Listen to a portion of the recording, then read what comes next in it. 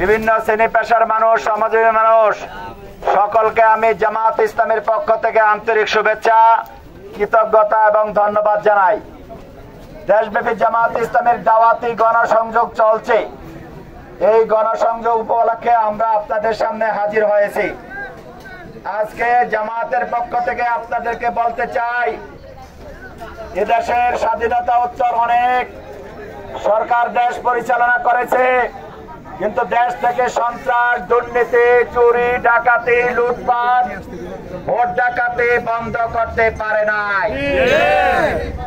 আমরা পুরান বাজারবাসীকে বলতে চাই, গত 17 বছর আপনারা ঘরে ঘুমাইতে পারেন নাই। আপনারা মামলা হামলায় জর্জরিত ছিলেন। অনেক ব্যবসায়ী ঠিক মতো দোকান খুলতে পারেন নাই। ঘাটে ঘাটে চাঁদা দিতে হয়েছে, যার কারণে দ্রব্যমূল্য জনগণের ক্রয় ক্ষমতার বাইরে চলে গেছে। বহু মানুষ কষ্টে দিন কাটিয়েছে, বাড়িঘর ছাড়া হয়েছে, পরিবার ছাড়া হয়েছে, মামলা হামলা দিয়ে বহু মানুষকে দেশ ছাড়া করেছে।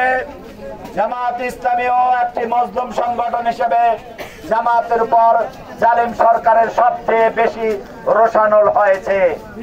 জামাতের উপর সবচেয়ে নির্যাতন হয়েছে, জুলুম হয়েছে। জামাতের প্রথম শ্রেণী নেতা, জামাতের আমির মাওলানা মতিউর রহমান নিজামী, জামাতের সেক্রেটারি জেনারেল আলী হাসান মোহাম্মদ মুজাহিদ সহ জামাতের নেতৃবৃন্দকে মিথ্যা মামলা দিয়ে, সাজানো মামলা দিয়ে কারাগারে রেখেছে, সর্বশেষ ফাঁসির মঞ্চে নিয়েছে। কাজেই আমরা বলতে চাই, যারা জুলুম করেছে, লুটপাট করেছে, জনগণের অধিকার কেড়ে নিয়েছে, যারা ভোট ডাকাতি করেছে, জনগণের ভাগ্য নিয়ে ছিনিমিনি করেছে, দেশের টাকা লুটপাট করেছে, তাদেরকে বাংলার মাটিতে জনগণ আর জায়গা দিবে না ইনশাআল্লাহ। জনগণের পরিষ্কার বক্তব্য হলো, যারা লুটেরা, ভোট চোর, ডাকাত, খুনি, তারা এদেশে রাজনীতি করার কোনো অধিকার নাই।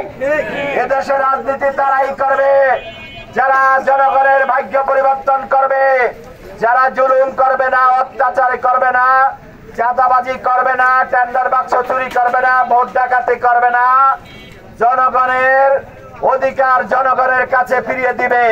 এরকম একটি দলের নাম হলো বাংলাদেশ জামাতে ইসলামী। আমরা পরিষ্কার বলতে চাই, আগামী দিনে যদি আপনাদের ভাগ্য পরিবর্তন করতে হয়, সকল নাগরিকের অধিকার রক্ষা করতে হয়, জাতি, ধর্ম, বর্ণ নির্বিশেষে সকল মানুষের অধিকার ভোগ করতে হয়, ধর্ম কর্ম পালন করতে হয়, নির্বিঘ্নে ব্যবসা বাণিজ্য পালন করতে হয়, তাহলে মানবিক বাংলাদেশ গঠন করার কোনো বিকল্প নাই। আজকে আমরা চ্যালেঞ্জ করে বলতে চাই, একটি কল্যাণ রাষ্ট্র, মানবিক রাষ্ট্র, একটি ইসলামী রাষ্ট্র প্রতিষ্ঠার অঙ্গীকার নিয়ে অন্য কোন দল নাই, একমাত্র জামাত ইসলামী এই দায়িত্ব পালন করছে। আজকে জামাত ইসলামের কাছে লক্ষ কোটি জনতা, লক্ষ কোটি নেতৃবৃন্দ তৈরি হয়েছে, যারা জনগণের শাসন ভার, জনগণের দায়িত্ব কাঁধে নেওয়ার মতো যোগ্যতা হাসিল করেছে। কাজেই আগামী নির্বাচনে আমরা একজন সৎ লোক এবং দক্ষ লোক, যোগ্যতা সম্পন্ন লোক, নামাজি লোক, জনগণের